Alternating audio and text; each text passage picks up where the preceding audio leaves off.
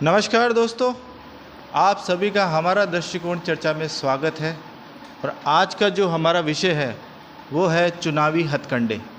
तो मैं मुकेश कुमार सेन और मेरे साथ है गोविंद नारायण भार्गव जी। तो आइए हम जानते हैं गोविंद जी से कि सर ये जो चुनाव आते हैं और चुनाव में जो चुनावी हथकंडे होते हैं उसके बारे में सर क्या विचार है। देखिए मुकेश जी,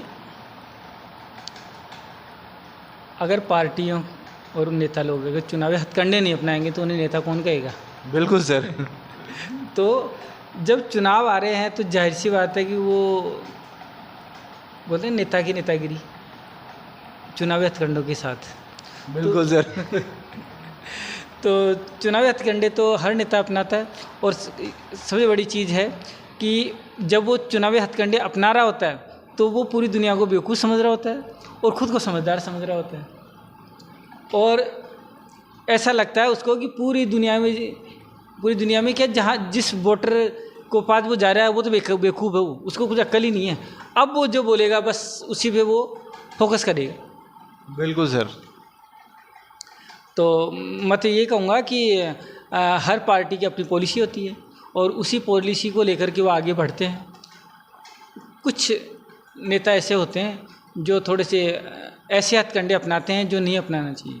मैं ये जानना चाहूँगा, जो हमारी जनता है वो ये जानना चाहेगी कि पार्टी सर कौन सी अच्छी है। मतलब देखा जाए सर पार्टियाँ बहुत सारी चुनाव में खड़ी होती है, लेकिन पार्टी आपके अकॉर्डिंग सर कौन सी अच्छी है।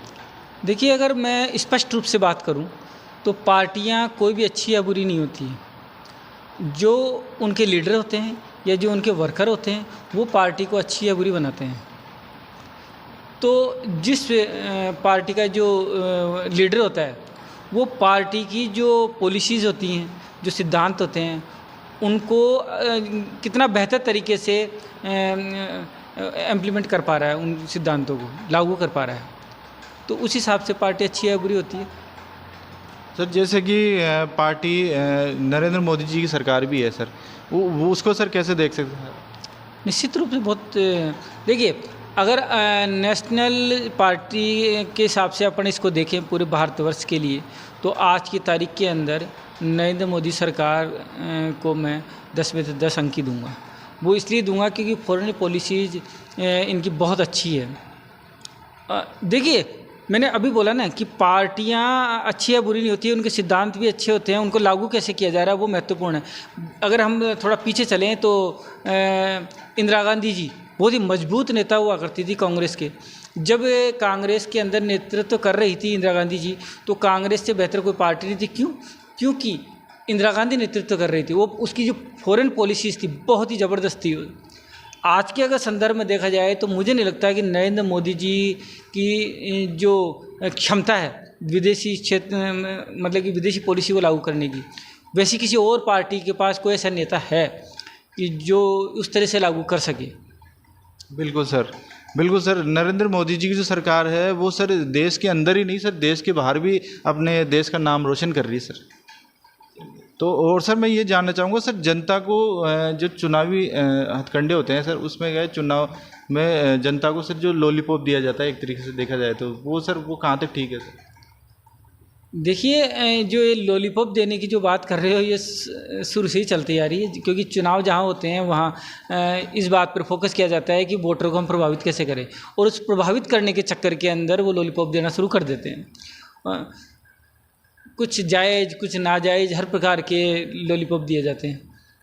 इसकी शुरुआत काफ़ी समय से पहले से हो चुकी थी, लेकिन इसे चरम पर लेके गई दिल्ली सरकार। दिल्ली सरकार ने काफ़ी निःशुल्क चीज़ों की इनकी व्यवस्था कर दी। अब अगर राजस्थान से के चुनाव आ रहे हैं तो यहाँ भी हमें वो चीज़ें देखने को मिल रही है, और यहीं नहीं सभी जगह देखने को मिलती है ये चीज़ें। अब कितनी जायज़ है कितनी नाजायज़ है ये तो अब जनता खुद तय करे, क्योंकि मेरे को नहीं लगता कि जनता को कोई पागल बना सकता है। बिल्कुल सर, जनता को सर फ्री बिजली दे दी, फ्री राशन दे दिया। और जैसा कि सर अब राजस्थान जो चुनाव आ रहे हैं सर उसके भी मतलब जो सरकार है वो ऐसा ही कुछ कर रही है सर कि लोगों को फ्री दे रही है, सिर्फ फ्री मोबाइल दे रही है और फ्री राशन वगैरह दे रही है सर। सही मैं बता रहा हूँ ना कि जैसे दिल्ली सरकार ने दिया है वैसे ये भी कर रही है।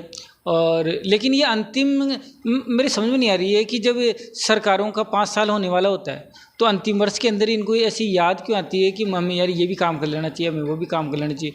अगर आप पूरे 5 वर्ष तक अगर लगातार काम करते आ रहे हो तो आपको ज़रूरत ही नहीं पड़ती है कि आप लास्ट में जाके काम करो। अब लास्ट में आप जब काम करते हो तो जनता भी परेशान होती है उस चीज़ से। बिल्कुल बिल्कुल गोविंद जी, जब ये मतलब अंतिम वर्ष आता है, जब चुनावी माहौल होता है, तभी सर इनको काम याद आता है। बाकी के सर ये 4 साल क्या करते हैं सर ऐसा? 4 साल मुझे लगता है कि ये धन बटोरे का काम करते हैं और अपने अपने लोगों को खुश करने का काम करते हैं। तो खैर ये बात अलग मतलब सर मतलब अपने काम पहले है, बाद में जनता है। हाँ, अपना काम बनता है, बाढ़ में जाए जनता। ये हर जो नेता है इसकी पॉलिसी होती है। वो सरकार में आने के बाद ये कुछ और होते हैं, और सरकार से जब विपक्ष में चले जाते हैं तो कुछ और बोलते हैं। बिल्कुल गोविंद जी। गोविंद जी, मैं ये और जानना चाहूँगा सर, ये पक्ष और विपक्ष में मतलब इसमें क्या रोल है सर जनता का? मैंने बोला ना कि किसी स्टेट के अंदर अगर 2 पार्टियां हैं या किसी देश में 2 पार्टियां होती हैं तब तो जनता का ये मान के चलो शोषण होना तय है, क्योंकि जनता को अंतरपंथ 2 में से चुनना होता है ना, और दोनों अपने अपने अपने हिसाब से काम करते रहती है। तो पक्ष और विपक्ष का तो यही है कि जब वो सत्ता में होते हैं तो सत्ता को भोगते हैं, और जब विपक्ष में होते हैं तो आम जनता के काफ़ी करीब जाते हैं, और सत्ता में होते हैं तो जनता से उन्हें कोई मतलब ही नहीं होता है। तो गोविंद जी, जो चुनाव में जो उम्मीदवार खड़े होते हैं उसमें जनता मतलब जो उम्मीदवार खड़े हैं उनका चुनाव कैसे करे सर? अगर मैं ईमानदारी से कहें, अगर ईमानदारी से अगर बात करें तो कैंडिडेट का चुनाव इस पैमाने पर होना चाहिए कि आपकी पार्टी के अंदर ऐसा कौन सा वर्कर है जो आम लोगों से जुड़ाव रखता है, उनकी समस्याओं को समझता है, आम लोग उसकी रेस्पेक्ट करते हैं, उसका आदर करते हैं। तो उन लोगों को, उन कार्यकर्ताओं को आपको टिकट देना चाहिए। मगर होता ऐसा नहीं है। होता क्या है कि जो बड़े नेता है उनकी चापलूसी कौन कर रहा है, उनको टिकट दिया जाता है, या जो बड़े नेता है उसका रिश्तेदार कौन है उनको टिकट दिया जाता है, या वो किस जाति या धर्म से संबंध रखता है, उस क्षेत्र में उनका जो जनसंख्या कितनी है, ये सब मैटर करती है। उस हिसाब से टिकट का बंटवारा होता है, जो बहुत ही गलत है। बिल्कुल सर, ये तो बहुत ही गलत है सर। इससे जो उम्मीद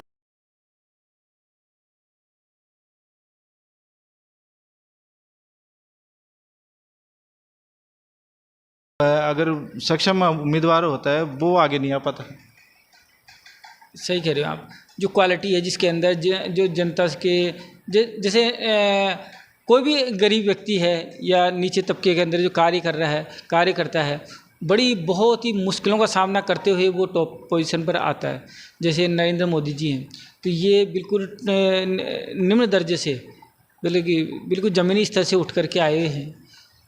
ऐसा व्यक्ति अगर टॉप पोजीशन पर आता है तो ये मान के इतिहास लिखता है, वो इतिहास बनाता है वो। तो जो ज़मीनी स्तर की जो नेता है उनको अवसर मिलना चाहिए।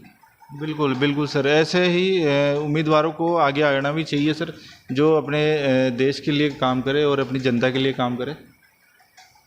और सर मैं ये और जानना चाहूँगा सर, ये जो अंतिम वर्ष आता है, अंतिम वर्ष के अंदर जो काम होते हैं उससे जनता को भी परेशानी होती है सर कभी कभी, क्योंकि जब चुनाव आते हैं तब देखा जा रहा है सर जगह जगह कहीं ट्रैफिक हो जाता है सर।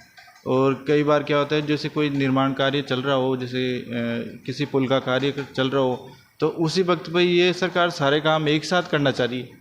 तो ये सर कहाँ तक पॉसिबल है सर? ये ठीक है क्या सर? ये नहीं, बिल्कुल ठीक नहीं है, क्योंकि हमारे जो शहर है, बड़े शहर हैं, इसके अंदर क्या निर्माण कार्य एक साथ चला देते हैं लास्ट के अंदर जाकर के, क्योंकि पहले 5 साल में तो काम करते नहीं हैं, लास्ट टाइम के अंदर आते हैं और सारे काम इसलिए तेज़ी से करते हैं कि हम इसका उद्घाटन करके और शुरू कर दें। इस वजह से क्या है कि ट्रैफिक जाम हो जाता है। वो ट्रैफिक इसलिए जाम नहीं होता है कि वहाँ ट्रैफिक ज़्यादा होता है, बल्कि वो इसलिए हो जाता है कि वह टूट फूट हो रखी होती है, तो इसलिए वाहन को चलने में बड़ी दिक्कत आ रही होती है, तो ट्रैफिक जाम हो जाते हैं। इस वजह से क्या है, बहुत सारी समस्याओं का आम जनता को सामना करना ही पड़ता है। सर साथ ही उसी के साथ साथ सड़क वगैरह भी ख़राब हो जाती है, और जो आम जनता है वो जैसे सुबह के वक्त होती है वो ऑफिस जाती है और शाम को वापस घर पे भी आती है, तो वो ट्रैफिक मिलता है सर, तो वो ट्रैफिक से भी जनता परेशान होती है सर। देखिए मुकेश जी, जहाँ तक रोडों की इनकी बात है, मैंने देखा, मैं जिस शहर में यहाँ रह रहा हूँ जयपुर के अंदर, कुछ समय पहले ही रोड बनी है, उसके 15 दिन बाद में बारिश आ जाएगी थी, उसके बाद में उस रोड का अता पता नहीं है। इतने गड्ढे हो गए जितनी आप कल्पना नहीं कर सकते हो। मेरे समझ में नहीं आ रहा है कि सरकार ऐसे लोगों को टेंडर देती क्यों है, जो ये किस हिसाब से, मतलब इसका पैमाना क्या है, मुझे ये अभी तक समझ में नहीं आ रही है कि कोई भी रोड 15 दिन में टूट कैसे सकती है, जबकि वो नई सड़क है और एक बारिश के बाद ही टूट गई। इसका मतलब मटेरियल बहुत ही घटिया किस्म का होता है। तो आप अंदाज़ा लगा सकते हो कि सरकार में जो कार्य करने वाले लोग हैं, नीचे के लोग हैं, वो किस स्तर पर भ्रष्टाचार व्याप्त होता है इनके अंदर। बिल्कुल सर, और इसी से क्या है, जनता भी सर फैसला ले लेती है कि अगली बारी सरकार को आगे लाना ही नहीं है अपने को। नहीं सर, तो मैं तो यही कहना चाहूँगा कि सर कोई काम करे तो उसी बंदे को आप आगे लाए, और जो आगे मतलब चुनाव में काम करे। सही कह रहे हो आप, क्योंकि अगर मान लो कोई ईमानदार व्यक्ति है, अगर वो और अच्छे वर्कर हैं, देश के प्रति ईमानदार हैं, अगर वो लोग अगर चुनाव जीत के आ रहे हैं तो देश के लिए भी भला होगा और हित भी होगा, देश का, आम लोगों का भी हित होगा। तो मैं तो ये कहूँगा कि आम उन लोगों को आगे आना चाहिए कि जो अच्छे वर्कर हैं, लेकिन ऐसा मुझे नहीं लगता ऐसे संभव है, क्योंकि पैसा और पावर इसका बहुत बड़ा खेल है राजनीति में, और राजनीति बहुत ही एक अलग किस्म की हो गई है जिसमें पैसे का बलबला होता है इसमें। बिल्कुल सर, चुनाव जीतने के लिए बहुत सारे हथकंडे अपनाते हैं सर, बहुत सारी पार्टियां होती है, वो अंतिम वर्ष में अपने अपने जो भी बचे हुए काम है वो करना चाहती है कि हम अंतिम वर्ष में सारे काम करके और उसका सारा जो क्रेडिट है वो अपने नाम ले ले सर, ताकि बाद में जो भी कोई भी गवर्नमेंट आए तो उसको ये कह सकते हैं ये पिछले वाली सरकार ने काम किया था। क्यों सर? तो ऐसा होना नहीं चाहिए सर। ये अगर आप 5 साल के लिए आपकी जनता आपको चुन के लाती है तो 5 साल वर्ष काम भी करना चाहिए सर। मतलब एक अंतिम वर्ष में अगर आप जनता को ये दिखाना चाहते हो कि नहीं हम सही है, हमने ये काम कर दिया, तो ये गलत है सर। बाकी 4 साल आप क्या कर रहे थे उसका कोई पता नहीं है। मुकेश जी, आप बिल्कुल सही बोल रहे हैं, लेकिन अब जनता को तय करना है ये चीज़ें। तो देखिए, अब जनता को भी जागरूक होना पड़ेगा, और है भी जनता जागरूक, तेज़ी से मेंटली बहुत स्ट्रांग होती जा रही है हमारे देश की जनता। अब जनता को ये तय कर लेना चाहिए कि जो सरकारें 5 साल काम नहीं करती है, लास्ट में जाके काम करती है, उनको वोट देना ही नहीं। हमें वोट उन्हीं को देना है जो पूरे 5 साल काम करेंगे। हम पूरे 5 साल का आकलन करेंगे, बजाय लास्ट के 6 महीने, 7 महीने या 1 साल का।